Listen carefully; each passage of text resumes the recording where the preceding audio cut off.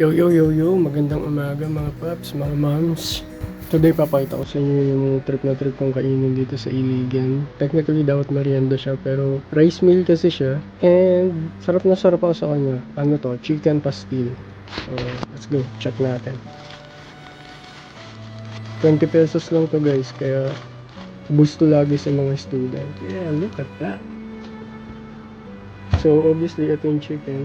Tapos ito yung parang pala-pala. Basta maanghang yan na masarap. Tapos may kanin. Ginalo mo yun guys. Sarap yan. Tapos ang partner niya palagi ay mango shake. Check niya yung mga channels natin, mga papi, mga mami. Kain tayo guys.